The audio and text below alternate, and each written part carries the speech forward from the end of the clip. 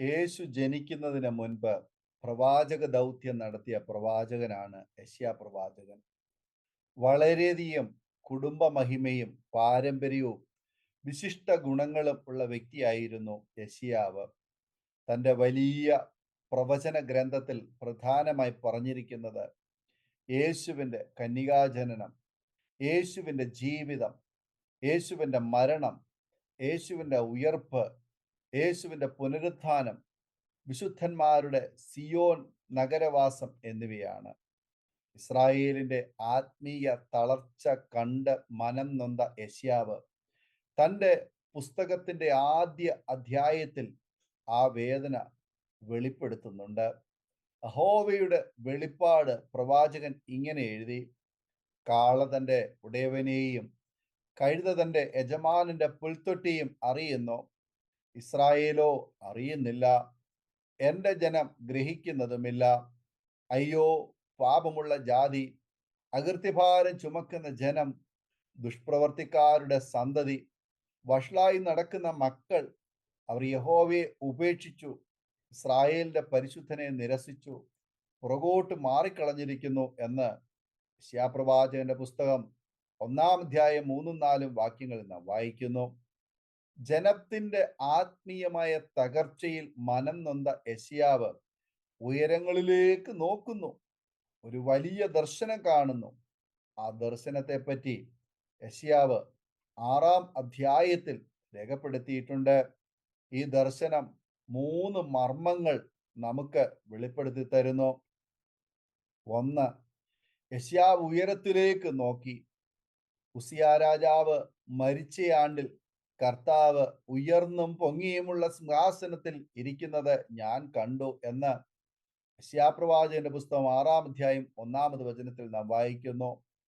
ഏത് പ്രതിസന്ധികളിലും വിശ്വാസത്തിന്റെ നായകനും പൂർത്തി വരുത്തുന്നവനുമായ യേശുവിനെ നോക്കുക. അപ്പോൾ കാണാം സാറാഫുകൾ ആരാധിക്കുന്ന ദൈവത്തെ. 6 ചിറകുള്ള സാറാഫുകൾ 2 കൊണ്ട് മുഖം മൂടുന്നു, 2 കൊണ്ട് കാൽ മൂടുന്നു, 2 കൊണ്ട് പറന്ന് യഹോവ പരിശുദ്ധൻ പരിശുദ്ധൻ പരിശുദ്ധൻ എന്ന് തട്ടഹസിക്കുന്നു. ദൈവസന്നിധി നാം എങ്ങനെ നിൽക്കണമെന്ന് ഈ ദർശനം നമ്മെ പഠിപ്പിക്കുന്നു. സാറാഫുകൾ തങ്ങളെ തന്നെ മറച്ച പോലെ നമ്മുടെ പ്രതാപങ്ങളെ മറച്ച് തന്നെത്താൻ ശൂന്യമാക്കി ദൈവത്തിന്റെ അടുക്കൽ താഴ്മയോടെ സമീപിക്കണം. അപ്പോൾ ദൈവത്തിന്റെ പരിശുദ്ധി കാണുവാൻ കഴിയും. 2, യെശയ്യാവ് തൻ്റെ ഉള്ളത്തിലേക്ക് നോക്കി.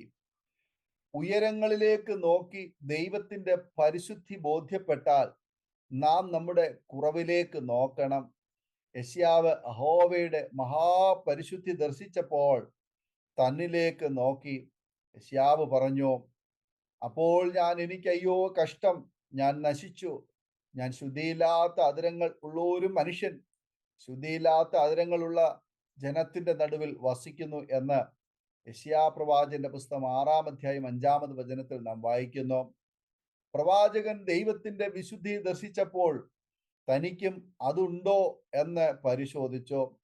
അധരങ്ങളിൽ പാപമുണ്ടെന്ന് കണ്ടു. നാം നമ്മുടെ അനുദിന പാപങ്ങൾ കണ്ടെത്തണം. അധരങ്ങൾ ശുദ്ധമാണോ എന്ന് പരിശോധിക്കണം.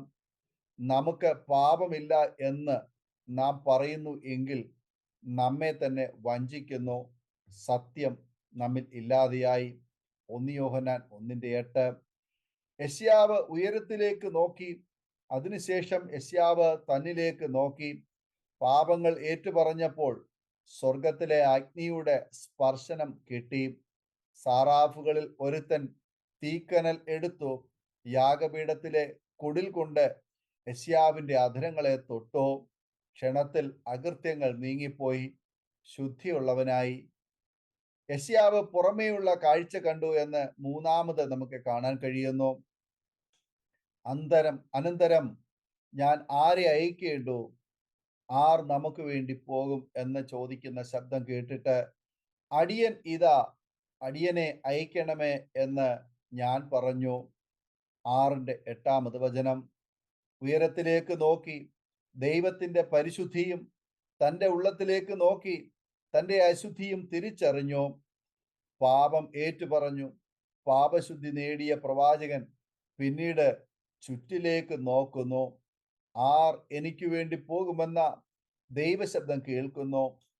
ഉയരത്തിൽ നിന്നുള്ളതായ ആ ശബ്ദത്തിന് താന് ഉയരങ്ങളിൽ നോക്കാതെ പാപത്തിൽ വസിക്കുന്ന അനേകർക്ക് വെളിച്ചം പകരാൻ, തൻ്റെ അനുഭവങ്ങൾ പകർന്നു നൽകുവാൻ അടിയൻ പോകുമെന്ന് യെശയ്യാവ് വാക്ക് പറയുന്നു. ദൈവം നമ്മെ ഈ ഭൂമിയിൽ വീഴാതെ നിർത്തുന്നതിന്റെ പിന്നിൽ വലിയ പദ്ധതിയുണ്ട്. എത്രയോ പേർ ഭൂമിയിൽ നിന്നും എടുക്കപ്പെട്ടു. മരണം വാതിൽക്കൽ ഉണ്ട്, യേശുവും വാതിൽക്കൽ ഉണ്ട്. കാൽവറി ക്രൂശ് ചോദിക്കുന്നു, മകനെ, ഞാൻ നിനക്ക് വേണ്ടി ഇത്രയൊക്കെ ചെയ്തു, നീ കാൽവരിയിലേക്ക് നോക്കിയോ? ഉയരത്തിലുള്ള യേശുവിനെ കണ്ടുവോ? അവന്റെ ശബ്ദം, അവന്റെ പ്രതാപവും അവന്റെ പരിശുദ്ധിയും ബോധ്യപ്പെട്ടുവോ? എങ്കിൽ ഉള്ളത്തെ പരിശോധിച്ചുവോ? അധരം എങ്ങനെയാണ്? നമ്മുടെ ചിന്തകളും പ്രവർത്തികളും എങ്ങനെ? ദൈവം ശോധന ചെയ്താൽ നേരായി കാണുമോ? നമ്മുടെ ചെറിയ തെറ്റുകൾ പോലും യെശയ്യാവ് പറഞ്ഞ പോലെ നമുക്കും ഏറ്റു പറയാം. സ്വർഗത്തിലെ അഗ്നിയാൽ പാപത്തെ ചാരമാക്കാം. യേശുവിന് വേണ്ടി നിലകൊള്ളുമെന്ന് വാക്ക് പറയാം. ആത്മീയമായി നഷ്ടപ്പെട്ടുകൊണ്ടിരിക്കുന്ന ജനങ്ങൾക്ക് വേണ്ടി ദൈവസന്നിധിയെ മുട്ടിന്മേൽ നിന്ന് കണ്ണീരൊഴുക്കാം. ദൈവത്തിന്റെ പരിശുദ്ധിയെ എന്നും പ്രകീർത്തിച്ച് പ്രത്യാശയോടെ ജീവിക്കാം. ഈ വചനങ്ങളാൽ ദൈവം നമ്മെ അനുഗ്രഹിക്കുമാറാകട്ടെ. ആമേൻ. ഓർമ്മയുടെ മനോരഥത്തിൽ മായാത്ത ഓർമ്മയ്ക്കായി അരോമ മാട്രിമോണിയിൽ നിന്നും ജീവിത പങ്കാളിയെ കണ്ടെത്തൂ. നിങ്ങൾ ഒരു ക്രിസ്തീയ ജീവിത പങ്കാളിയെ അന്വേഷിക്കുകയാണോ? അതോ മക്കൾക്ക് അനുയോജ്യമായ ഒരു തക്ക തുണയ്ക്ക് വേണ്ടി പ്രാർത്ഥിക്കുന്ന വ്യക്തിയാണോ? എങ്കിൽ അരോമ മാട്രിമോണി നിങ്ങൾക്ക് വേണ്ടിയാണ്. ഇന്നു തന്നെ സൗജന്യമായി രജിസ്റ്റർ ചെയ്യൂ. അരോമ മാട്രിമോണിയുടെ പ്രത്യേകതകൾ: രജിസ്ട്രേഷൻ തികച്ചും സൗജന്യം. ലോകത്തെവിടെയുമുള്ള അനുയോജ്യമായ ക്രിസ്തീയ ജീവിത പങ്കാളിയെ തിരഞ്ഞെടുക്കാം. വിവാഹം നടക്കുന്നതുവരെ സർവീസ് ലഭിക്കുന്നു. ഏറ്റവും ചെറിയ പാക്കേജുകളും തിരഞ്ഞെടുക്കാം. അരോമ മാട്രിമോണി നിങ്ങൾക്കായി ഒരുക്കുന്നു വിവാഹം പരമാനന്ദം. Email aroma matrimony2020@gmail.com.